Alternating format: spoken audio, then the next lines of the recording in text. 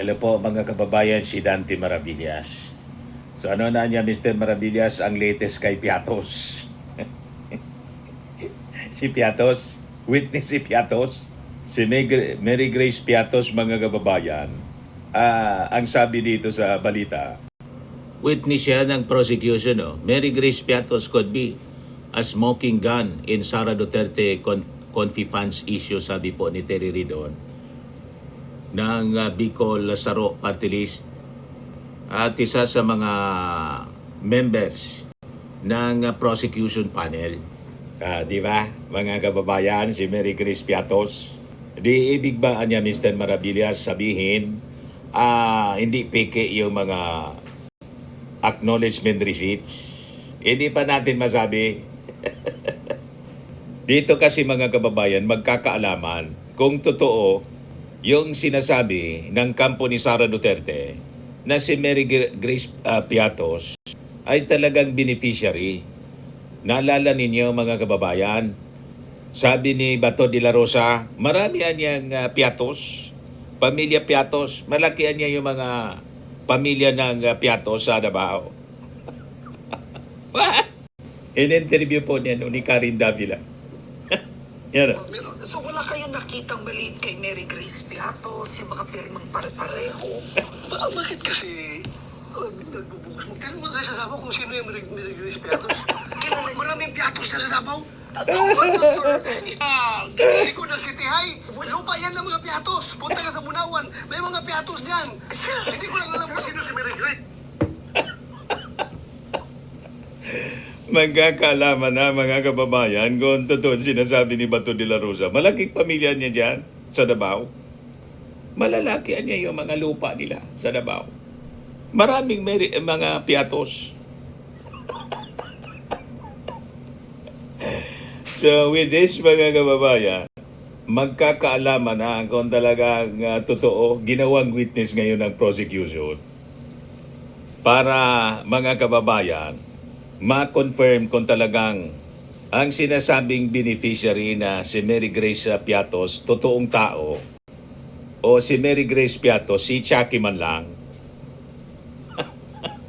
Di ba? Kaya sabi ni Terry Ridon, malaga yung Mary Grace Piatos kasi nasa sentro siya ng kontrobersya ng paggamit ng confidential funds. Yung existence or non-existence ni Mary Grace Piatos, yun po ang smoking gun. Kung tama nga o mali ang paggamit ng confidential funds, sabi po ni Ridon. Going back to COA reports, marami doon ang obviously hindi tama ang paggamit ng confidential funds. Kaya nga, in each and every year na may confidential funds, ang pangalawang Pangulo, may mga pinapasauli na pera sa kabanang bayan. Asked how they will present the witness if she is non-existent, sabi po ni Terry Ridon, abangan na lang natin. Ngayon, tinanong yung reaction ni Michael Poa, one of the Duterte's lawyers. Sabi ni Michael Poa, welcome niya the inclusion ni Piatos in the prosecution's list of witnesses, saying it is the House prosecutor's prerogative to present her in court. Ang narinig ko niya, I think kaninang umaga lang, nabanggit daw that part siya ng witnesses ng prosecution. Well, that's the prerogative of the prosecution. Sa amin nga parati naming sinasabi, once they are presented, they will be subjected to cross-examination on our part. Hindi kayo nakaalata mga kababayan na ang dapat sana na mag-present as witness ni Mary Grace Piatos yung defense para patunayan na hindi po kaluluwa lang, hindi ghost yung mga beneficiary, yung nagkinabang ng confidential fund ni Sara Duterte. Pero ang nag-present kay Mary Grace Piatos bilang witness, yung prosecution. Baliktad niya Mr. Maravilla. Baliktad.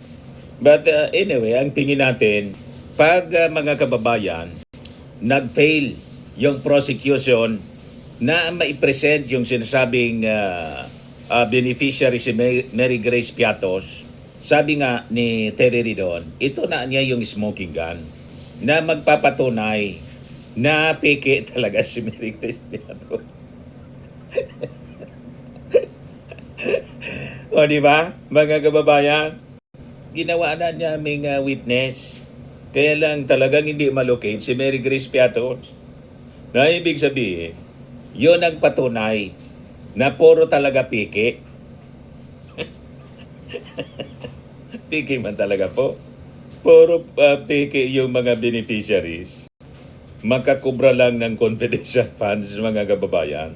Kaya yung kampo ni Sara Duterte, mga kababayan, desperado talaga na itago yung salin.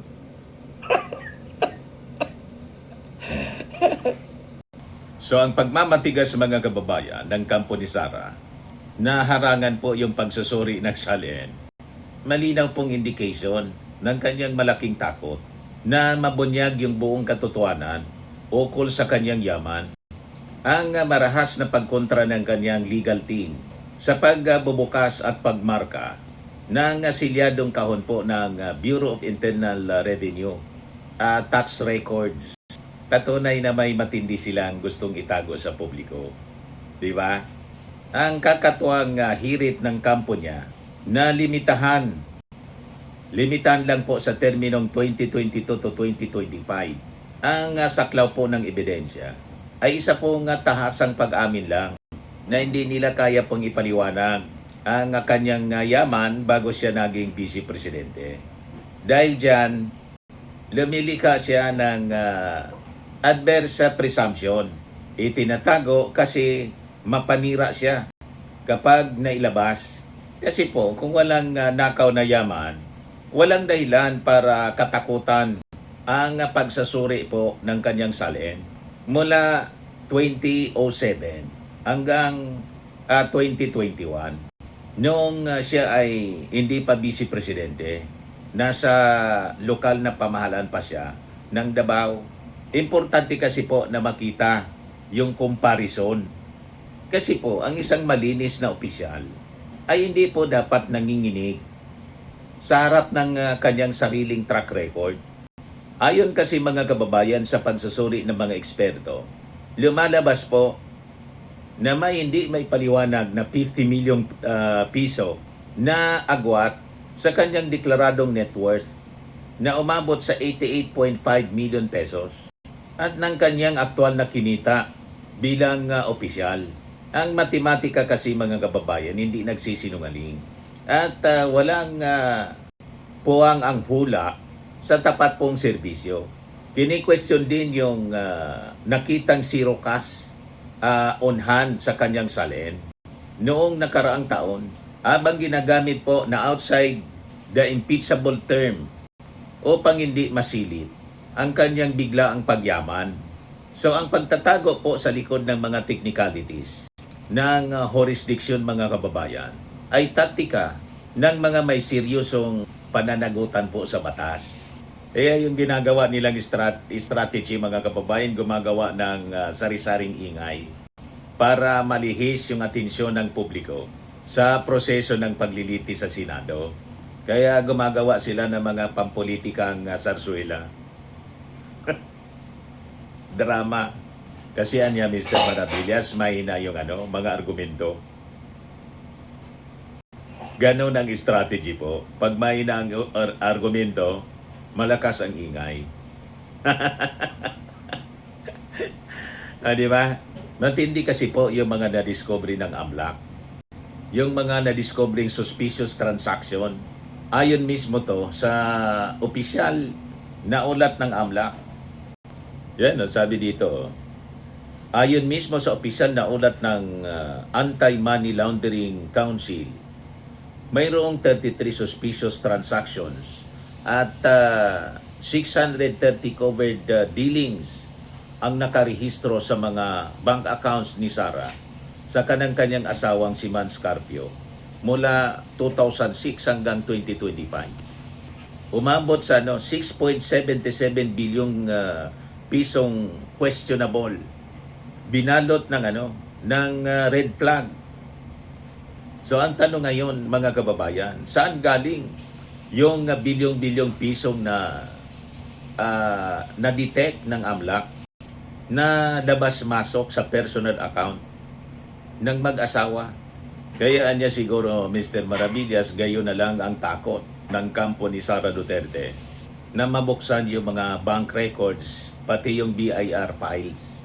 Malamang ganun po. Kasi pag binuksan yung mga files, makikita po yung mga discrepancy. Tapos, sa latest mga kababayan na na-discover, may hindi pa na-declare sa SALN ni Sara yung sabi, 52 undeclared firearms. So, indikasyon ito mga kababayan na talagang maraming tinatago. Ayan, Sara Duterte's undisclosed guns to be taken up in trial, sabi dito sa report ng Philippine Daily Inquirer. A new set of evidence in Vice President Sara Duterte's impeachment case will include guns that she failed to disclose in her annual statements of assets, liabilities and net worth or SALN, sabi po ni Bicol Saro Representative Terry Ridon, who leads the team pursuing the articles of impeachment relating to Duterte's unexplained wealth. Itong mga baril na to, allegedly registered to Vice President Sara Duterte at saka sa kanyang asawa na si Atty. Maneses Manscarpio. Ayon kay Ridon, itong mga armas na to were a mix of pistols and rifles and high caliber weapons, estimating this to be worth millions of pesos. The prosecution panel, he said, is seeking an expert appraisal para ma-determine yung actual na value.